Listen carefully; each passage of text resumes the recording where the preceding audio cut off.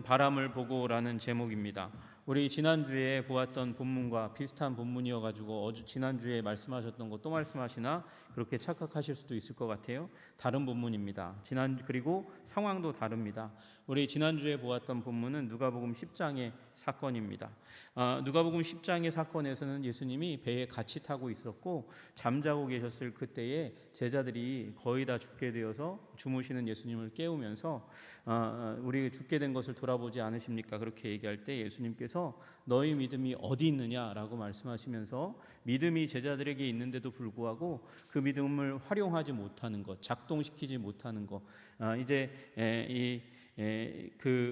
활용하지 못하는 부분에 대해서 예수님께서 우리에게 말씀하신 것이고, 오늘은 조금 다릅니다. 오늘은 예수님께서 이제 제자들 보고 배를 타고 가라 말씀하신 다음에 밤 사경쯤 되어서 이 풍랑 가운데 고통하고 있는 제자들에게 다가가는 그런 상황입니다. 유령처럼 무리를 걸어오는 걸 사람이라고 생각할 수 없었죠, 제자들의 관점에서는. 그래서 예수님을 보고 유령이다, 영이다 이렇게 소리 지르는 가운데 예수님께서 나라고 그렇게 소개하시고 안심하라고 그렇게 말씀하시고 다가가는 그 가운데서 베드로가 주시라면 나로 무리를 걸어오라 하소서. 그리고 예수님께서 이제 오라 하니까 이제 무리를 걸어갔다가 바람을 보고 그리고 물속에 빠져갔다. 예수님이 그리고 다시 건졌다라는 내용입니다. 여러분, 이 지난번의 말씀은 그러니까 믿음이 있는데 믿음을 활용하지 못하는 것에 대해서 말씀하셨는데, 그러나 믿음이라는 문제를 가지고 갈 때 항상 우리가 요구되는 한 가지 점검해야 될 문제, 본질적인 문제, 그 부분의 근거에서 오늘 말씀이 전개되는 것이죠. 여러분, 믿음이 요구하는 근본적인 요구는 무엇입니까? 본질적인 요구는 무엇입니까? 믿음의 대상이 믿을 만한 거냐? 그걸 묻는 거죠. 믿음의 대상이 정말 믿을 만한 거냐? 여러분, 우리 이 세상 가운데 나 믿을 만하다고 얘기하는 사람들이 꽤 많이 있습니다. 여러분, 종교계에도 많이 있습니다. 요새 이만희 때문에 아주 힘들어 죽겠어요. 여러분, 종교에 대한 신뢰성을 자꾸 깎아먹고 그 다음에 유사종교, 기독교하고 비슷해 보이니까, 교회하고 비슷해 보이니까. 그러나 여러분, 주님이 완전히 틀린데, 그들이 믿는 믿음의 대상의 주님과 우리가 믿는 믿음의 대상 주님이 완전히 다른데 어떻게 같을 수 있습니까?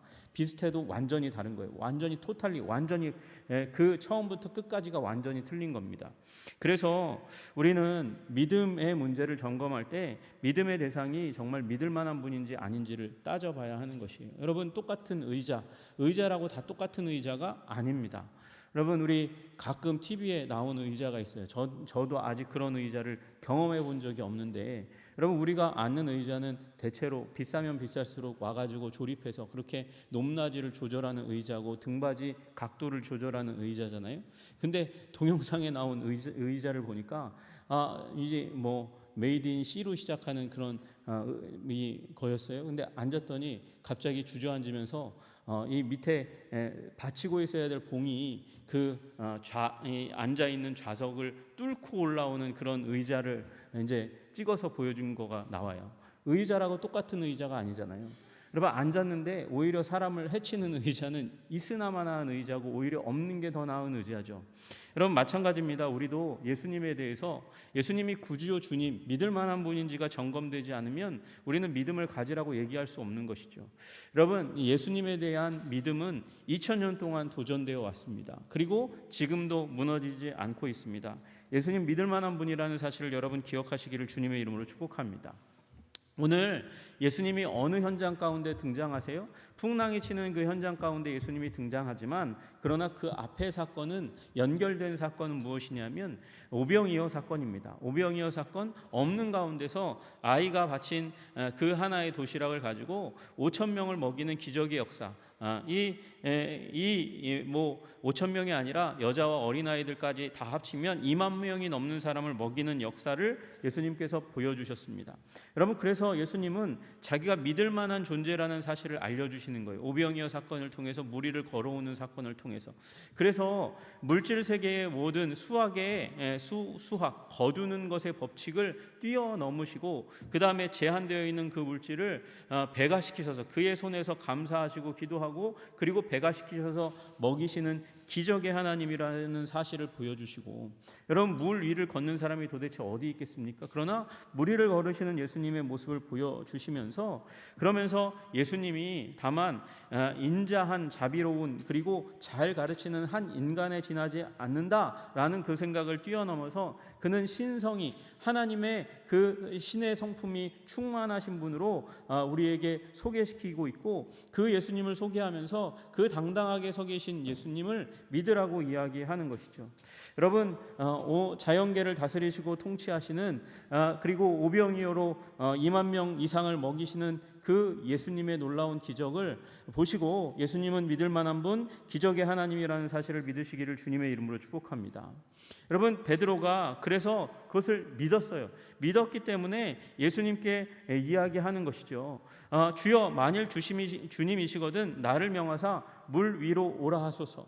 여러분 예수님이 정말 예수님이 탁월하신 분이라는 사실을 알았고 물 위를 걷는 것을 보게 되면서, 그러면서 베드로가 믿음을 발동시켰어요. 만약에 주님이시면, 주님이라고 그렇게 주장하셨으니까 만약에 주님이시거든 내가 경험한 주님이시라면 병든 자를 치유하고 그리고 수많은 사람들을 먹이고 물 위를 걸어오시는 분이라고 하신다면 당신께서 나에게 명령하사 나도 물 위를 걷게 해 주십시오. 그렇게 요청했고 예수님께서 오라 한마디 딱 하시잖아요. 오라 하니까 베드로가 배에 내려서 걸어갔습니다.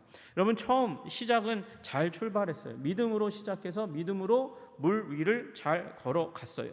근데 곧 곤란에 빠지는 일이 일어납니다. 나쁜 상황에 빠지는 일이 일어났습니다. 너무 순식간에 일어난 일인데 이 베드로가 비참한 실패자가 되어서 물속에 침체되었습니다. 빠져 들어갔습니다. 그리고 절망 중에 부르짖습니다. 주여 나를 구원하소서, 주여 나를 구원하소서, 그렇게 소리 지릅니다.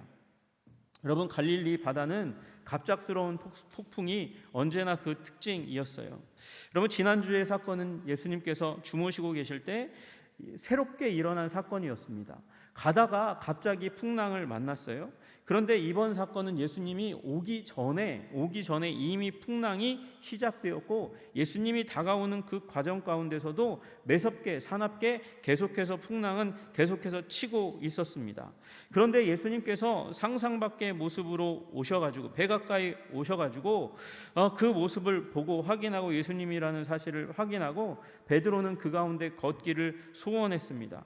바랬습니다. 그리고 예수님께 부르짖었습니다. 예수님이 허락하셔서 그렇게 나아왔죠. 나아왔는데 베드로가, 여러분 풍랑이 여전히 있었고 계속해서 있었다는 것입니다. 그것은 베드로가 이미 머릿속에 넣고 있었던 문제라는 것을 베드로는 이미 알고 있었는데도 불구하고 그걸 보고 예수님이 보이는데도, 예수님을 향해서 가는데도 불구하고 예수님을 보고도 풍랑이 이니까 풍랑을 보고 물에 빠졌다고 이야기하고 있어요.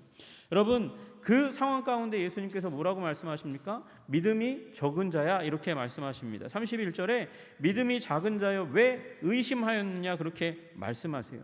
여러분 베드로가 이렇게 물에 빠진 이유, 믿음이 파선하고 위기 가운데 빠진 이유, 침체하게 된 이유가 무엇일까요? 먼저는요 베드로에게서 찾아야 돼요. 베드로의 심리 상태, 멘탈리티가 그 모양 그 꼴이라는 것이죠.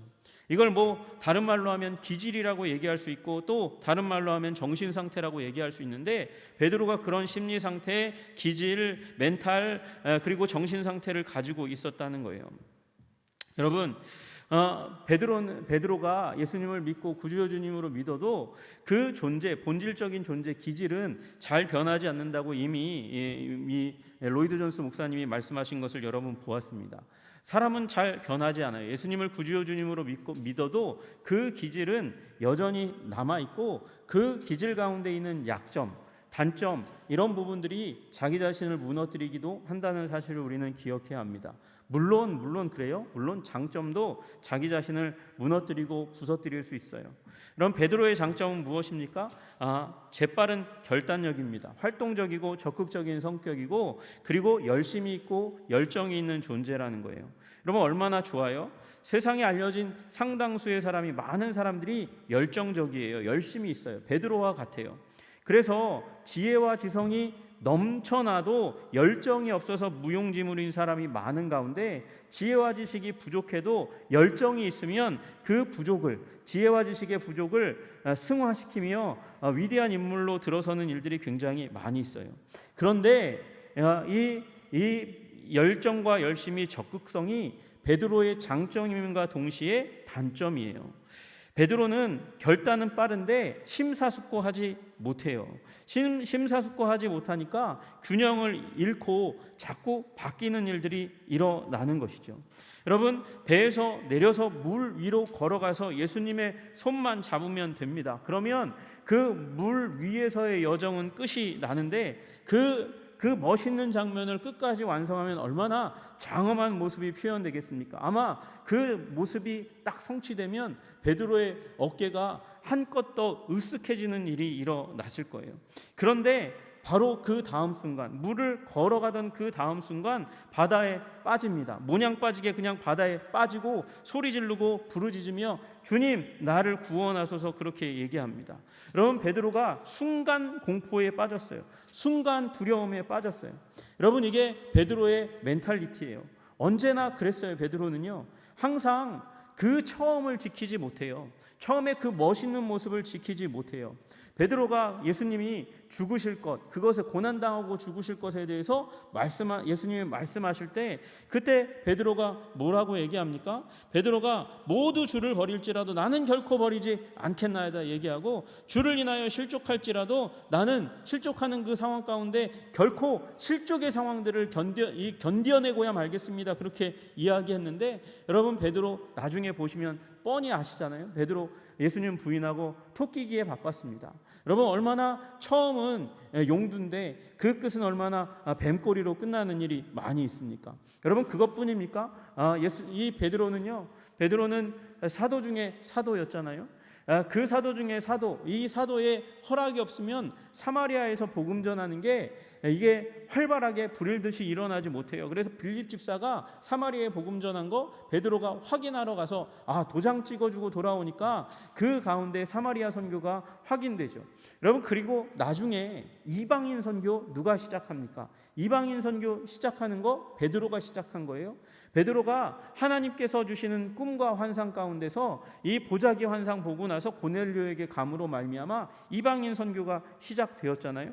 그런데 이 갈라디아서 2장에 보면 안디옥에 있을 때 이 야고보로부터 보냄받은 예루살렘에 사람들이 왔어요. 왔을 때 이 베드로가 뭐 하고 있었냐면 이방인들과 함께 있었어요. 이방인과 함께 있는 그 모습 들킬까봐 갑자기 도망칩니다. 갑자기 그 자리를 수습하고 그런 일 없었던 것처럼 만듭니다. 여러분, 베드로가 이방인의 사도로서 처음 복음을 전한 사도임에도 불구하고 외식에 빠지는 일이 일어나요. 책망받았어요. 그래서 바울에 의해서 그 후배 사도에게, 예수님을 본 적도 없는 후배 사도에게 책망을 받는단 말이에요. 여러분, 이와 같이 심사숙고하지 못하는 성품이 우리들 가운데 있을 수 있어요.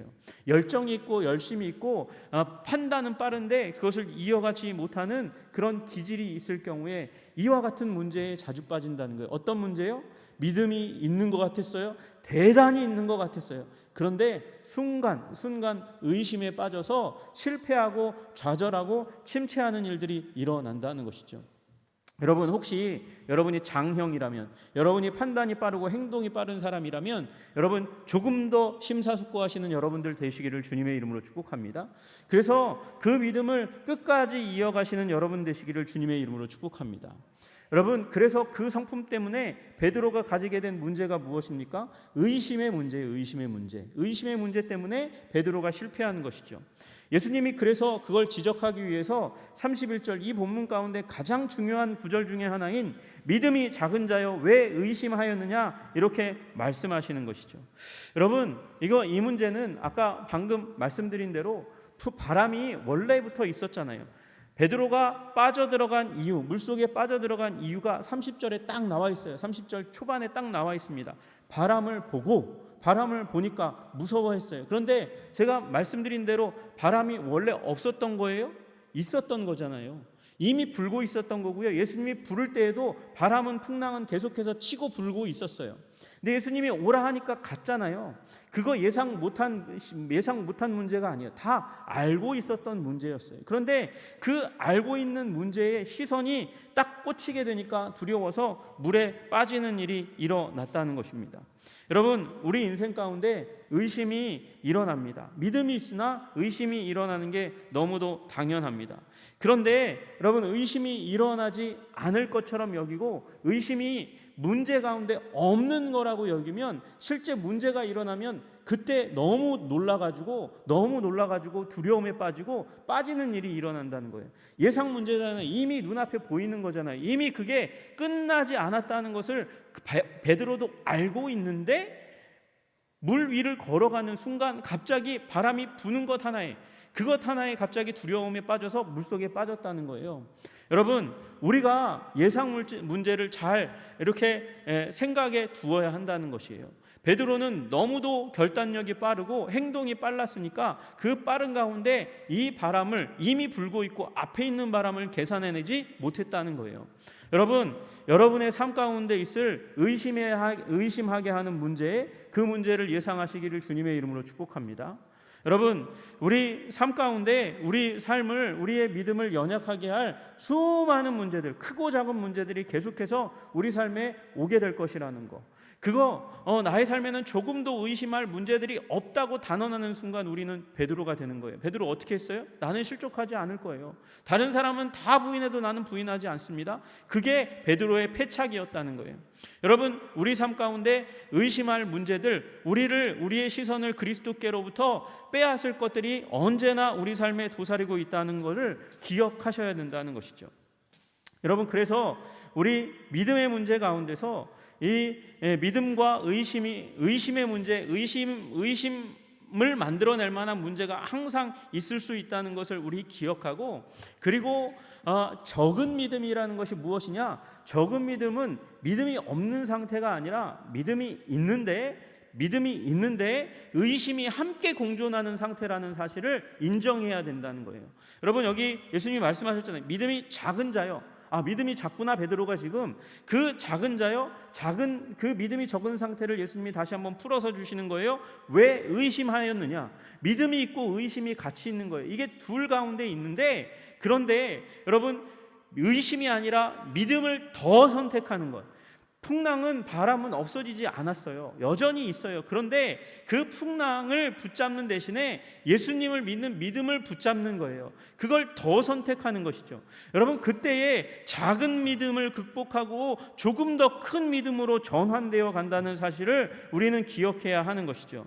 여러분, 여러분의 적은 믿음은 의심이 있는 믿음입니다. 의심을 쫓아내시고 의심을 다스리는 여러분 되시기를 주님의 이름으로 축복합니다. 의심이 나를 다스리게 만들지 말고 여러분이 그 의심을 다스리세요. 그리고 믿음 아래 무릎 꿇도록 만드는 것, 그게 중요하다는 것이죠. 그것이 큰 믿음이 되는 비결이라는 거예요. 여러분, 큰 믿음 가지시는 여러분 되시기를 주님의 이름으로 축복합니다. 큰 믿음, 다시 얘기해서 의심이 쫓겨난 믿음, 작은 믿음이 아닌 믿음, 의심을 제어하고 다스리는 믿음, 그것이 큰 믿음이라는 것이죠. 여러분, 큰 믿음 가지시는 우리 한성교회 모든 교인들 다 되시기를 주님의 이름으로 축복합니다. 여러분, 큰 믿음은 어떻게 가질까요? 큰 믿음은 어떻게 가지냐? 큰 믿음은 여러분, 첫째로 그리스도의 능력, 그 성품에 대한 지식을 취하기로 선택하는 것이에요. 여러분, 그걸 묵상하고 내 삶의 중심에 두기로 결단하는 것이에요. 여러분, 그것이 우리가 큰 믿음을 가지는 비결이라는 것입니다. 베드로는 출발은 잘했다고 말씀드렸잖아요. 참된 믿음으로 시작했어요. 그런데 뭘 봤다고요?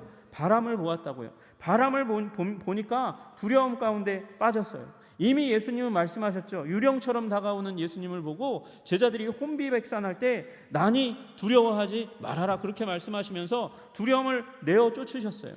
그리고 예수님이 이 얘기는 내가 함께하면 두려움은 문제가 아니야. 이런 환경의 문제, 비바람의 문제, 풍랑의 문제는 두려움을 유발할 수 없는 문제야 라고 예수님께서 말씀하셨는데, 그런데 곧 그 바람을 보고 나서 빠져들어가기 시작합니다. 무엇을 붙잡지 못해서요? 예수님을 붙잡지 못해서요. 예수님에 대한 지식이 사라질 때, 예수님에 대한 신뢰가 사라져가기 시작할 때 우리는 빠지는 거예요. 우리는 침체하는 거예요. 우리는 유혹의 시험에 들게 되는 일이 일어나는 것이죠. 여러분, 베드로가 어떻게 걸었는지 다시 한번 기억해 보세요.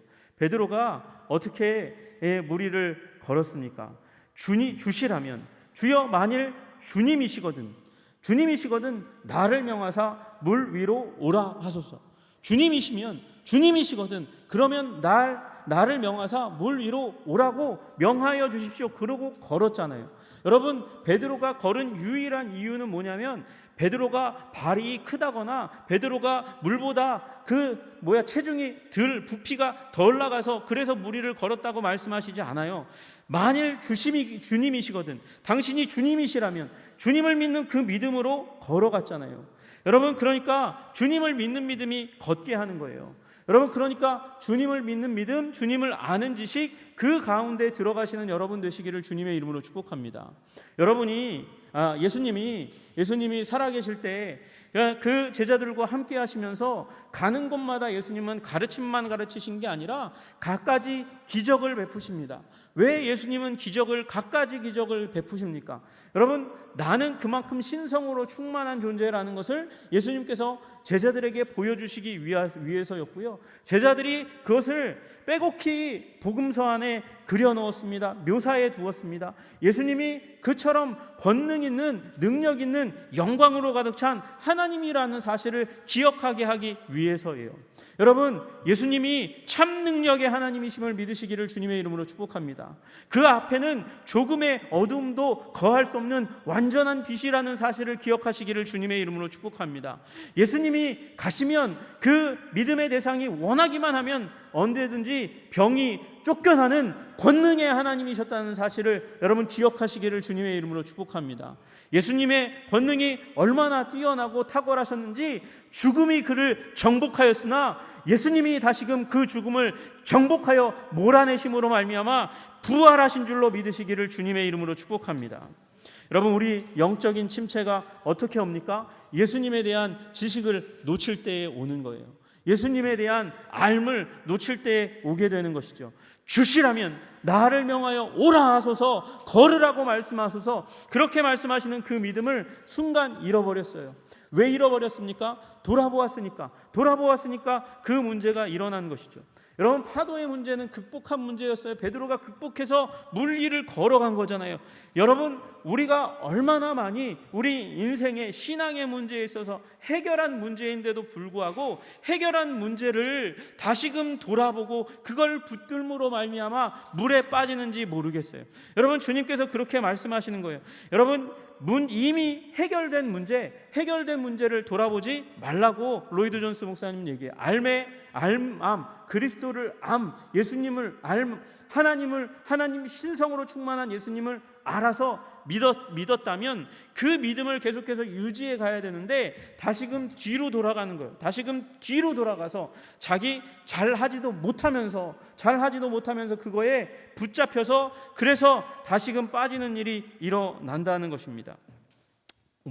이 로이드 존스 목사님 그런 얘기해요.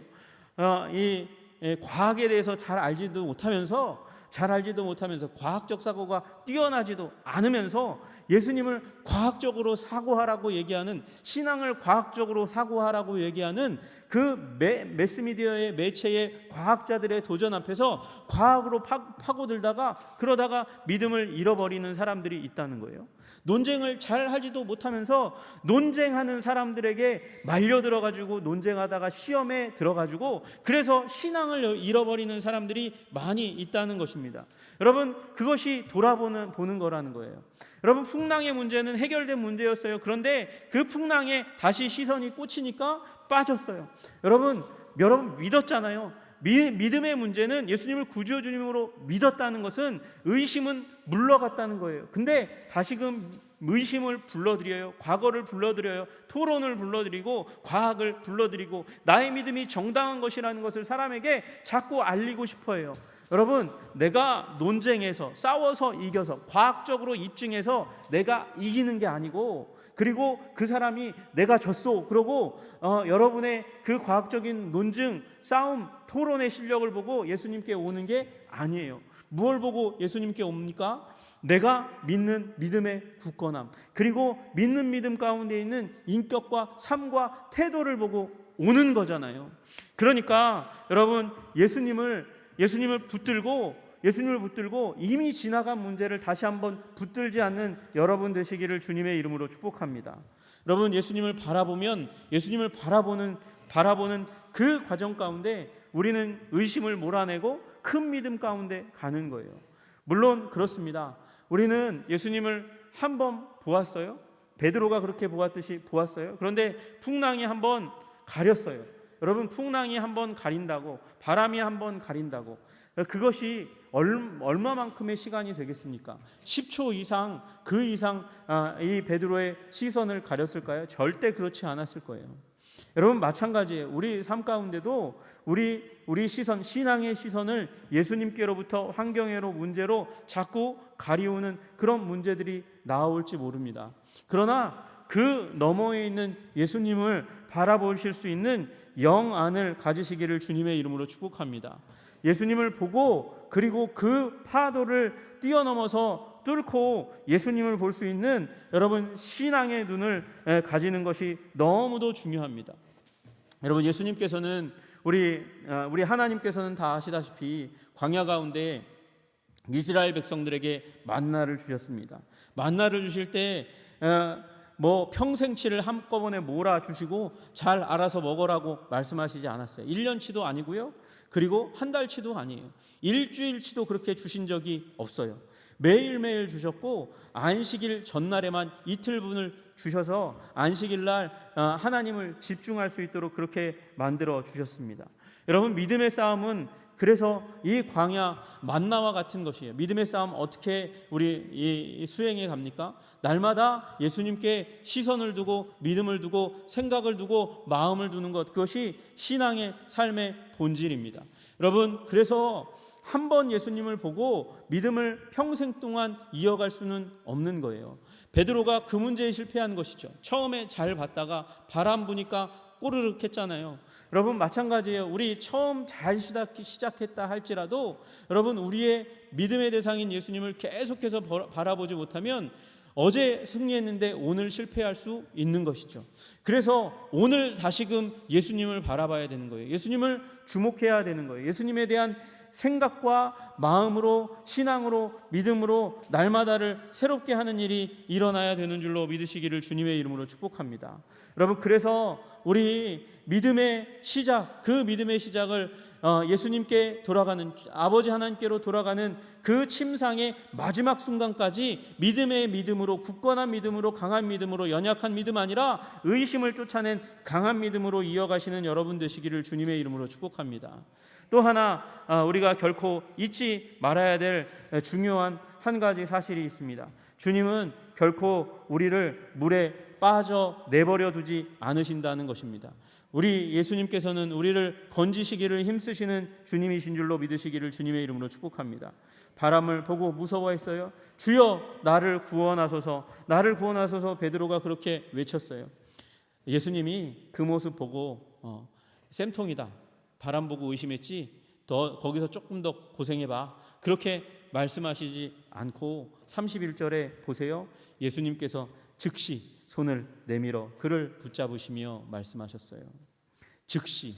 여러분, 우리 주님께서는 우리 믿음 없는, 믿음이 연약한, 의심 가운데 쌓여있는 나라 할지라도 예수님을 향하여 부르짖으면 즉시로 그 손을 뻗어 우리를 건지시는 주님이십니다. 의심에서 건지시고, 그 문제에서 건지시고, 이 배에 함께 오름에 예수님과 함께 행동하면 그 문제들이 제압되게 하시며 우리를 신앙의 승리의 자리로 인도하시는 하나님이신 줄로 믿으시기를 주님의 이름으로 축복합니다.